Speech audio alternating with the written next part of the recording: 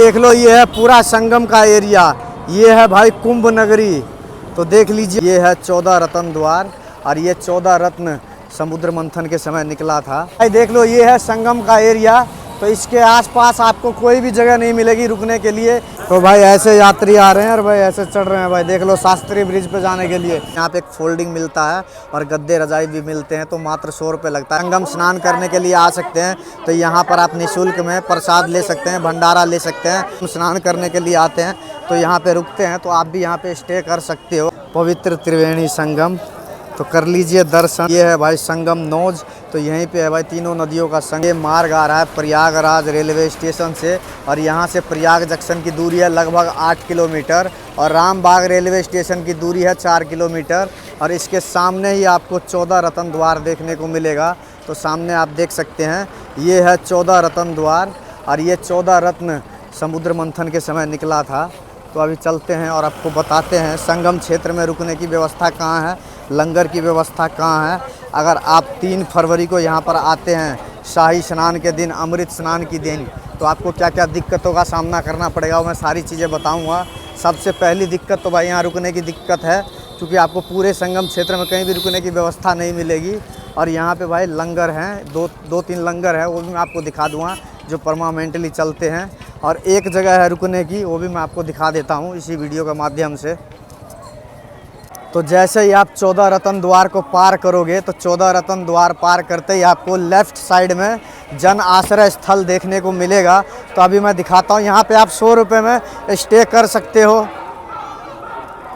रतन द्वार को जैसे ही पार करके थोड़ा आगे आप आओगे तो लेफ़्ट साइड में आपको ये जन आश्रय स्थल देखने को आपको मिलेगा। तो यहाँ पे आप स्टे कर सकते हैं जन आश्रय स्थल में और यहाँ पे मात्र 100 रुपये चार्ज लगता है पर पर्सन का। तो इस जन आश्रय स्थल में आप स्टे कर सकते हैं। तो देखेंगे आप, बहुत ही बड़ा है ये जन आश्रय स्थल। तो अगर आप शाही स्नान वाले दिन आते हैं 3 फरवरी को तो यहाँ पे आप ट्राई कर सकते हैं। ये मात्र एक ही जगह है, तो अगर यहाँ पे खाली होगा तो आपको यहाँ पे जगह मिल जाएगी। यहाँ पे एक फोल्डिंग मिलता है और गद्दे रजाई भी मिलते हैं। तो मात्र 100 रुपये लगता है। लेकिन भाई शाही स्नान वाले दिन इसका रेट थोड़ा हाई हो जाता है, 100 से 200 रुपये हो जाएगा। बाकी मैं आपको अंदर से दिखा देता हूँ। इस तरह की फोल्डिंग मिलेगी आपको। तो यहाँ पे अगर आपको जगह खाली रहती है तो आपको यहाँ पे स्टे मिल जाएगा। तो रात्रि विश्राम यहाँ पे आप कर सकते हैं। मात्र 100 रुपये चार्ज लगता है। शाही स्नान वाले दिन थोड़ा सा ये बढ़ जाता है। तो बाकी एक भाई है, उससे पूछ लेते हैं। पीछे वॉशरूम है, तो आप वॉशरूम की सुविधा भी आपको मिल जाएगी स्टैंड के पीछे। तो यहाँ पर आप रुक सकते हैं, किसी प्रकार की कोई दिक्कत नहीं है। बहुत ही बड़ा है ये। तो आपको शाही स्नान वाले दिन अगर आप आते हैं तो यहाँ पर आके आप ट्राई कर सकते हैं। तो जन आश्रय स्थल की लोकेशन की बात करूं तो भाई ये जन आश्रय स्थल सेक्टर 4 में है।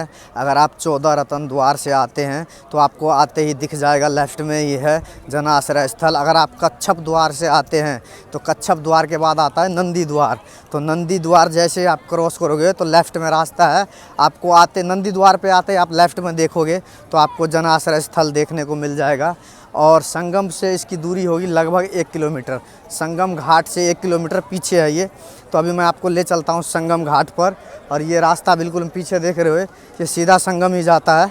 तो जन आश्रय स्थल से इसकी दूरी है लगभग 1 किलोमीटर। तो अभी ले चलते हैं और संगम का भी अपडेट आपको देते हैं।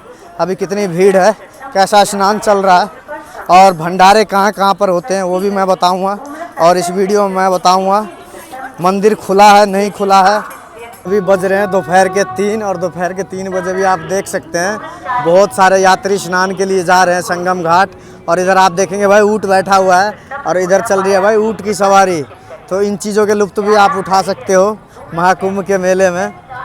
तो बस पहुँचने वाले हैं अभी संगम द्वार पे। तो उसके बाद आपको संगम के दर्शन कराते हैं और बताते हैं वहाँ पे क्या चहल पहल चल रही है अभी। क्योंकि अभी नॉर्मली स्नान चल रहा है बहुत बढ़िया से। लेकिन जब भाई आप 2 तारीख या 3 तारीख को आओगे तो ना आपको स्नान करने की जगह मिलेगी और ना रुकने की, और ना भंडारे में खाना भी मुश्किल मिलेगा, क्योंकि भंडारे में लाइन भी बहुत लंबी लंबी लगती है भाई। तो अभी पहले संगम के दर्शन कराएंगे, फिर आपको बताएंगे भंडारा कहाँ पे होता है और आपको अक्षय वट कहाँ है वो भी बताऊँगा और बड़े हनुमान जी का मंदिर कहाँ है वो भी बताऊँगा। सब आसपास में ही है, ज़्यादा दूर नहीं है। लो जी, फाइनली हम पहुंच गए हैं संगम द्वार पे। और संगम द्वार को जैसे ही आप पार करोगे तो आपको त्रिवेणी संगम के दर्शन हो जाएंगे। त्रिवेणी संगम जी के दर्शन होंगे जैसे इस द्वार को पार करोगे। और यहाँ पे आप देखेंगे अभी भी चहल पहल पूरी है भाई, बहुत सारे श्रद्धालु आ रहे हैं भाई संगम में डुबकी लगाने के लिए। बाकी देख लीजिए कुछ इस प्रकार का है संगम द्वार। और इसको जैसे ही पार करोगे तो आपको त्रिवेणी संगम के दर्शन हो जाएंगे। तो ये देखिए बिल्कुल सामने घाट है। हमने पार कर लिया है संगम द्वार। और संगम द्वार पार करते ही बिल्कुल ऐसे सीधा जाना है। और सीधा जैसे ही आप 50 मीटर जाओगे तो त्रिवेणी संगम नदी के दर्शन हो जाएंगे। तो सीधा ही है, बिल्कुल ज़्यादा दूर है नहीं। तो सामने आप देख लीजिए ये आ चुका है घाट और श्रद्धालुओं का चल रहा है स्नान। तो अभी ले चलते हैं और दिखाते हैं भाई क्या चहल पहल है घाट पे। बाकी आप देख सकते हैं अब बिल्कुल मामला ठीक है, अब ज़्यादा क्राउड है नहीं, ज़्यादा क्राउड अभी आ नहीं रहा है। तो कल तक ये ठीक रहेगा, भीड़ ऐसा ही नॉर्मल रहेगा। अगर आप कल आते हैं 1 तारीख को तो आपको ऐसी ही भीड़ देखने को मिलेगी, ऐसा ही क्राउड देखने को मिलेगा बिल्कुल नॉर्मल। तो आप आसानी से स्नान वगैरह कर सकते हैं। और अगर आप 2 तारीख को आते हो तो 2 तारीख से भीड़ आनी शुरू हो जाएगी, क्योंकि 3 तारीख को बसंत पंचमी का बहुत बड़ा शाही स्नान है, अमृत स्नान है। क्योंकि 29 जनवरी को अखाड़ों का जो स्नान था, अमृत स्नान, वो रद्द हो गया था, जिस वजह से कुछ अखाड़ों ने स्नान किया था, बाकी सारे अखाड़े तो रह ही गए थे। बाकी आप देख लीजिए संगम के नज़ारे, ये है त्रिवेणी संगम के घाट के नज़ारे। तो बस पहुंच गए हैं घाट पे। फाइनली हम पहुंच गए हैं त्रिवेणी संगम घाट पे। और ये रहा संगम का घाट। तो कर लीजिए त्रिवेणी संगम घाट के दर्शन। और यहाँ पे देख सकते हैं बहुत ज़्यादा स्पेस है, बहुत ज़्यादा खाली जगह है। तो आप कहीं भी अपना लगेज वगैरह रख सकते हैं और स्नान कर सकते हैं। तो यहाँ पे देख सकते हो बहुत सारे यात्री यहाँ पे अपना सामान वगैरह रख के त्रिवेणी संगम में स्नान कर रहे हैं। तो कर लीजिए भाई त्रिवेणी संगम के दर्शन। तो ये रहा भाई पवित्र त्रिवेणी संगम। भीड़ बिल्कुल नॉर्मल मिलेगी, ज़्यादा भीड़ आपको देखने को मिलेगी नहीं कल।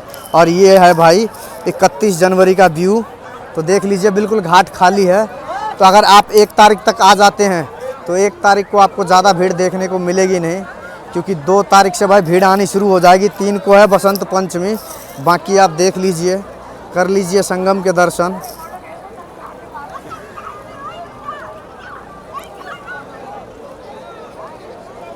सामने आप देख लीजिए ये है इलाहाबाद फोर्ट। और इससे 1 किलोमीटर आगे आप आओगे तो ये घाट आपको देखने को मिलेगा एल टाइप में। और इसके बाद आप थोड़ा सा आगे आप जाओगे, 50 मीटर आगे जाओगे तो आपको संगम नोज देखने को मिलेगा। तो मैं आपको यहाँ से दिखा देता हूँ और दर्शन आपको करा देता हूँ। तो ये पहुँच गए हम भाई सामने, बिल्कुल आप देखोगे तो ये है संगम नोज का घाट। ये है भाई संगम नोज। तो यहीं पे है भाई तीनों नदियों का संगम, यमुना, गंगा और सरस्वती। तो कर लीजिए दर्शन। और यहीं पे अखाड़ों का शाही स्नान होता है। जितने भी अखाड़े हैं, नागा साधु हैं, उनका शाही स्नान इसी जगह पे होता है। तो यहाँ पे आके आप आराम से स्नान कर सकते हैं, कोई ज़्यादा भीड़ नहीं है। अगर आप 1 तारीख के आसपास आते हैं तो आप आसानी से यहाँ पे स्नान कर लेंगे, कोई दिक्कत नहीं होगी। 2 को भी आते हैं तो आपका स्नान हो जाएगा। लेकिन 3 तारीख को भाई बहुत ज़्यादा मुश्किल हो जाएगी, क्योंकि 3 को यहाँ पर बहुत ज़्यादा भीड़ होने वाली है।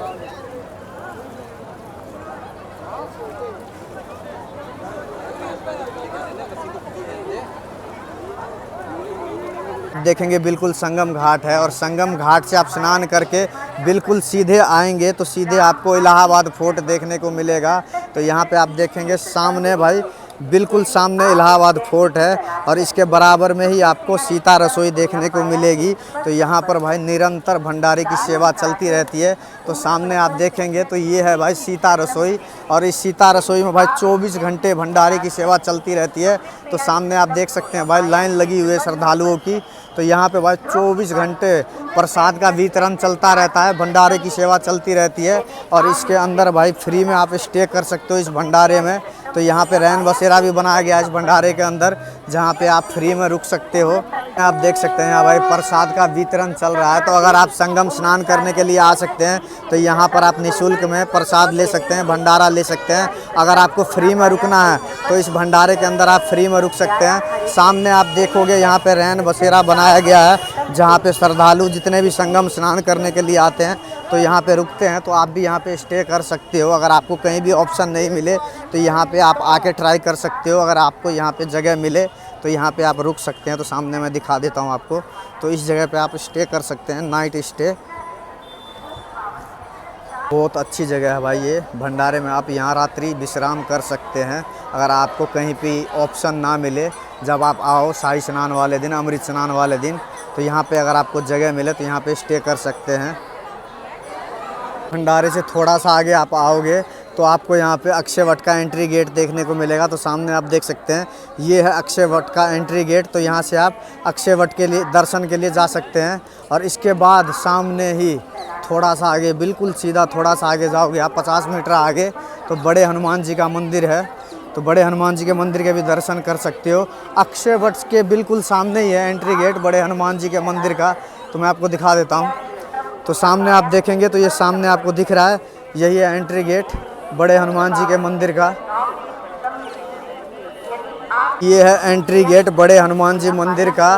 और यहाँ पे आज भाई भीड़ बहुत ज़्यादा है। तो सामने मैं आपको दिखा देता हूँ। तो यहाँ पर देख लीजिए कितनी लंबी लाइन लगी हुई है भाई बड़े हनुमान जी मंदिर जाने के लिए। और यहाँ पे आप देखेंगे जूते चप्पल का ढेर आप देख सकते हो, बहुत ही ज़्यादा ढेर लगा हुआ है भाई जूते चप्पलों का।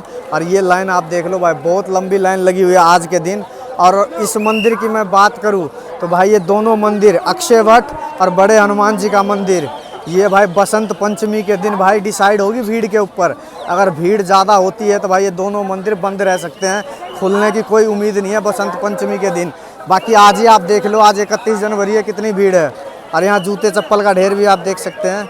और यात्रियों की भीड़ भी आप देख लो कैसे अंदर से घुमा के, बहुत सारा घुमा फिरा के जब जाके दर्शन हो रहे हैं हनुमान जी का। हनुमान मंदिर से थोड़ा आगे आप आओगे तो आपको आदि शंकर मंदिर के दर्शन हो जाएगा।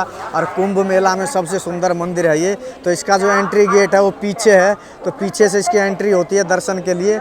और इसका जो एंट्री गेट का जो मार्ग है वो हनुमान मंदिर के जस्ट बराबर में है। तो वहाँ से आप आके इस मंदिर में भी दर्शन कर सकते हैं। बहुत खूबसूरत मंदिर है ये।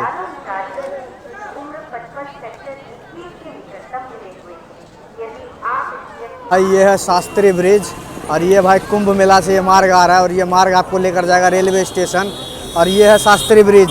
और शास्त्री ब्रिज पे जाने के लिए जो यात्री है देखो कितना मशक्कत कर रहे हैं, मैं आपको दिखाता हूँ।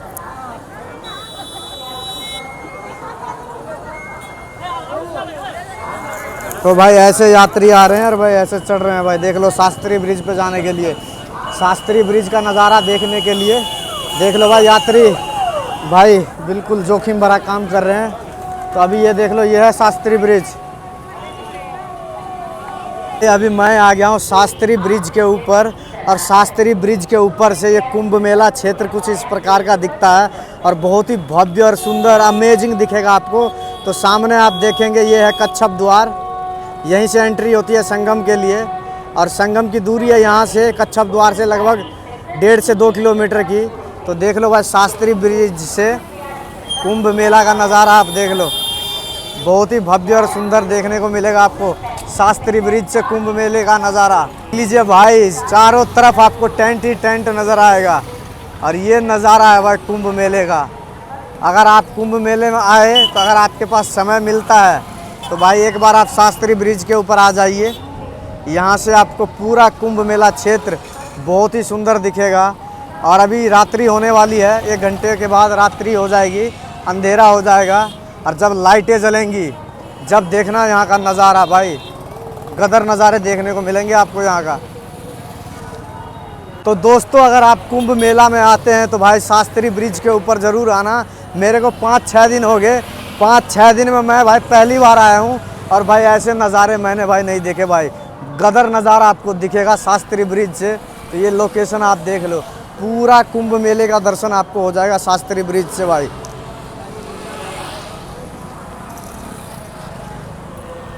ऐसे नज़ारे भाई मैंने तो नहीं देखे भाई अपने जीवन में। पूरा आपको टेंट ही टेंट नज़र आएगा पूरे में, देख लो बहुत भव्य और अमेजिंग नज़ारा आपको देखने को मिलेगा। तो अगर आप बसंत पंचमी पे अमृत स्नान करने के लिए आते हैं तो भाई देख लो ये है संगम का एरिया। तो इसके आसपास आपको कोई भी जगह नहीं मिलेगी रुकने के लिए। एक जगह थी वो मैंने दिखा दिया, और एक भंडारा था वो भी मैंने आपको दिखा दिया। उस भंडारे में आप रुक सकते हैं। और अगर आप रुकना चाहते हैं तो भाई संगम का एरिया जो है इसमें तो कहीं मिलेगा नहीं। हाँ दूसरी जगह आपको मिल जाएगा, आपको सेक्टरों में जाना पड़ेगा। तो मैं आपको दिखा देता हूँ सेक्टर कहाँ पर है और बता देता हूँ। सेक्टरों में आपको भाई रहना खाना सब निःशुल्क मिल जाएगा, क्योंकि बहुत सारे वहाँ भंडारे लंगर चलते हैं सेक्टरों में। वहाँ पे आपको भंडारे दुनिया भर के भंडारे मिलेंगे, जिसमें आप निःशुल्क भोजन कर सकते हो और निःशुल्क रह सकते हो। तो लोकेशन मैं यहीं से आप बता देता हूँ आपको। देख लो ये है पूरा संगम का एरिया, ये है भाई कुंभ नगरी। तो देख लीजिए भाई, ऐसे गदर नज़ारे आपको भाई पहले कभी नहीं देखने को मिलेगा। और सामने ये देख रहे हो, ये पीपा पुल देख रहे हो, तो इस पीपा पुल को पार करके आप सेक्टर 18-19 में जा सकते हो, जहाँ पर आपको भाई निःशुल्क भोजन मिल जाएगा भंडारे में और रहने के लिए जगह मिल जाएगी निःशुल्क।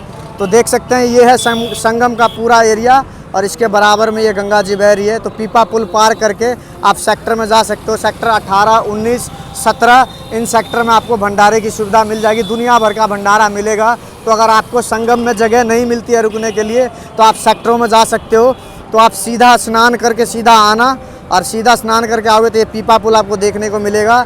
ये पार करके आप उस तरफ चले जाओगे तो आपको सेक्टर देखने को मिलेगा 18, 19, 17, 16, उनमें आपको भंडारे की सुविधा और रुकने की सुविधा मिल जाएगी। तो ये देख लो भाई, ये है कुंभ मेला क्षेत्र।